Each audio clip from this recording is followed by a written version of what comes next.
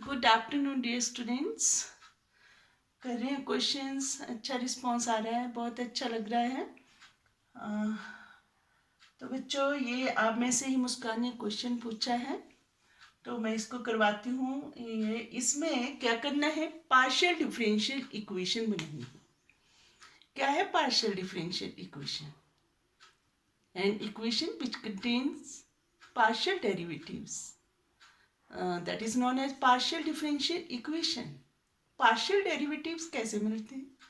If dependent variable is a function of more than one independent variable, जब हम फिर उसका डेरिवेटिव लेते हैं तो जो डेरिवेटिव आएगा वो क्या आएगा, पार्शियल। इसका मतलब ये हुआ पार्शियल डेरिवेटिव्स कब, जब एक डिपेंडेंट वेरिएबल जो है फंक्शन होगा more than one independent variables का।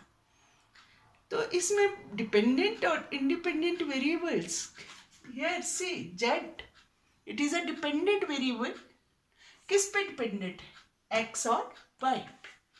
Remember students, if in a relation the number of independent variables are equal to number of arbitrary constants, then we get one partial differential equation of first order.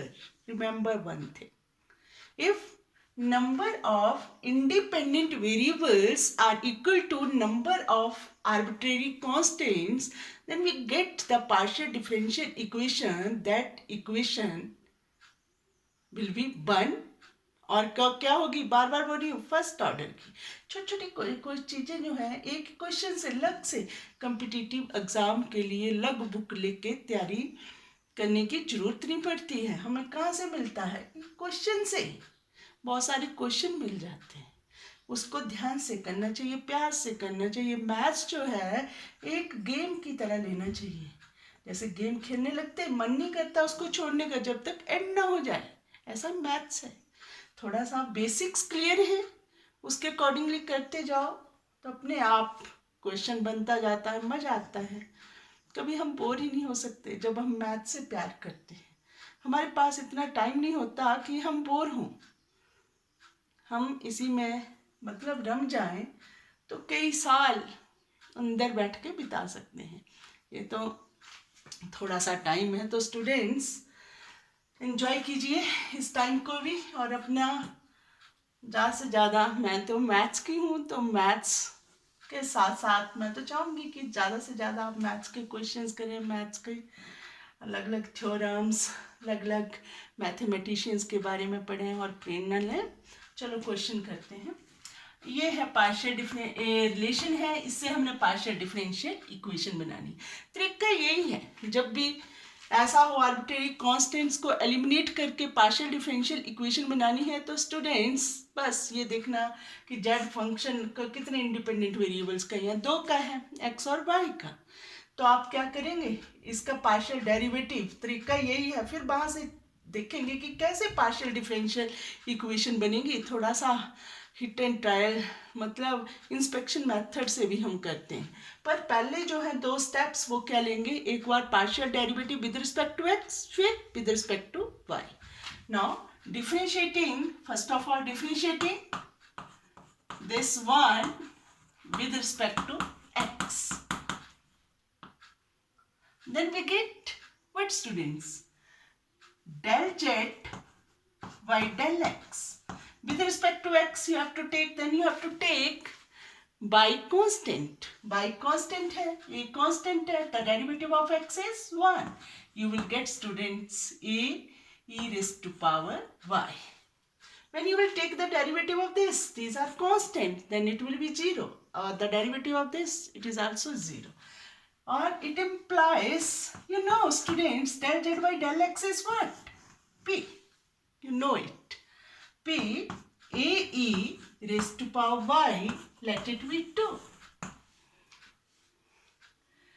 अब मैंने बोला हर question को ऐसे करना है। Now differentiating 1, now differentiating 1 with respect to y, we get with respect to y करेंगे 1 को, we get what students, del z by del y.